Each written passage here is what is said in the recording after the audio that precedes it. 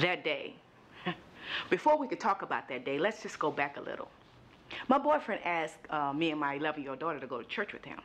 And I always tell him next Sunday. For 2 years, I kept telling him next Sunday.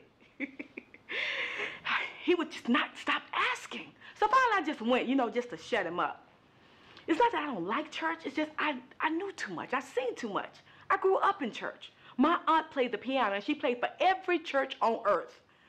She raised me. My mother died when I was 3. We was at church from sun up to sundown. I remember one particular day I was at school and I fell asleep.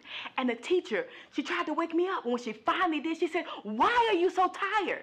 Why can't you go to sleep at a decent hour?" I said, "We had another revival this week." She said, "Didn't you have a revival last week?" I said, "No, that was the pastor's appreciation." She said, "Well, I would appreciate that you wake up in my class and not go to sleep before you get an F." That Sunday, we finally went to church with my boyfriend, and he asked me to let my daughter, you know, go back to children's church. And I was like, "No." He was like, "Why not?" I said, "I have my reasons, and don't ask me again." He was just glad I was there. He didn't care. He just shook his head and found us some seats up front. I said, "Really? Up front, right here?" I said, "Why we got to sit so close?"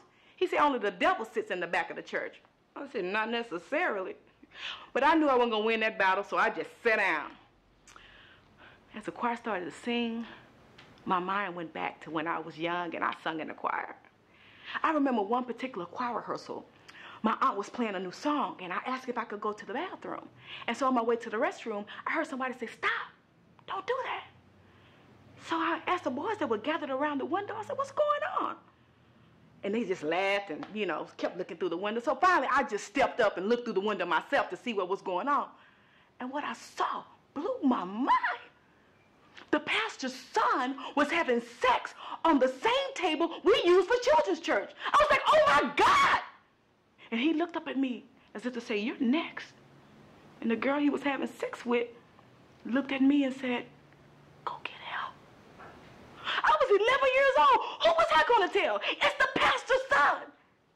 And the boys grabbed me and said, "If you go and tell anybody, you're next." So I never went back to that church. I never went to church again until my aunt started playing for a new church. And finally, she convinced me to go to this church. And I liked this church. It was a good church. I went there till about 12 years ago. I'm sorry, I'm getting off story. The Sunday I was at church and his pastor was preaching, "Jesus is soon to come. You better get ready." I'm like, Lord have mercy. They've been preaching this same sermon since I was a little girl, since my grandmother was a little girl. I looked at my boyfriend. I said, "What time did your church turn out?" And the look he gave me, I knew we was going to be there a while. So my mind started wandering again. 12 years ago, I remember I loved sitting up at the front of the church, and I loved hearing my pastor preach. He preached that same sermon. But man, Pastor Smith could preach. I love to hear him preach with the rising and falling of his voice. It just gave me goosebumps. And I could tell that his wife was just very proud of him because she would just sit there and cry and cry. And that particular Sunday, a lot of people got saved. A lot of people came to the altar. So after church, the deacon came over and handed me a note and said that the pastor wanted to see me after church. And I was like, "What did I do? Why?" So he said, "You know, just calm down, just go see the pastor and wait till he get out of his wet clothes." I was like, "What?" You know, because he preached so hard, sweat just drenched off of him. So it'd be a while. So I sat there and I was wondering, what did I do? Maybe because I didn't go to the altar. I didn't know what to think. So finally, the door opened and the pastor came in. Then he closed the door. Then he locked the door. He had gotten out those wet clothes, but he never got dressed. Let's just go to that day. That's what you asked me about. Let's just go to that day. That day, my daughter was sitting watching me and my boyfriend argue back and forth. I told him, "I told you I'd heard that sermon before, and I told you I was ready to go, and you wouldn't listen to me, so I left." He pointed at my daughter and said, "She got saved this Sunday. You should have stayed." I said, "Wow, I got saved at that age too. What's the big deal?" He said, "What's the big deal? The pastor preached that God is soon to come back. We better get ready. He's going to come back in a twinkling of an eye, and everybody will be gone. I said, yeah. I've heard this sermon over and over. It's like a movie you've seen over and over. The ending never changes. Jesus is not coming back to get us. Don't you think if he was coming back, he'd be back here by now? Can I get an amen? Get it through your head, man. Ain't nobody coming back to get us. Nobody. I know if it was me, I know I wouldn't come back to get none of you hypocrites. And the look he gave me, it was like he'd never seen me before. And I knew I had gone too far, but I couldn't stop.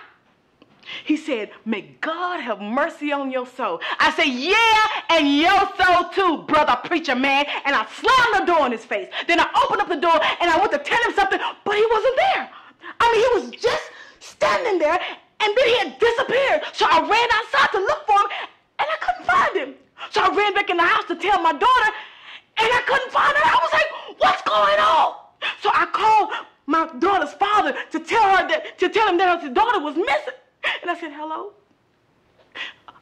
Sister Smith, may I speak to Pastor Smith? She said, he's not here, dear. I said, I need to tell him about his daughter. She said, I said he's not here. I said, please, just put him on the phone. She said, he's not here. He just disappeared. We were fighting about all these girls and these women that he keeps messing with in his church, and he asked me to forgive him, and I told him, no, I'm tired. I'm tired of you messing with all these women. I'm tired of you messing with these little girls. And he fell to his knees, and he asked God to forgive him, and he asked me to forgive him, and I told him, no. Then he just disappeared. I said, what? Oh, my God. Oh, my God. So I hung up the phone, and I fell to my own knees, and I said, God, how can you take him, the man who raped me, and leave me?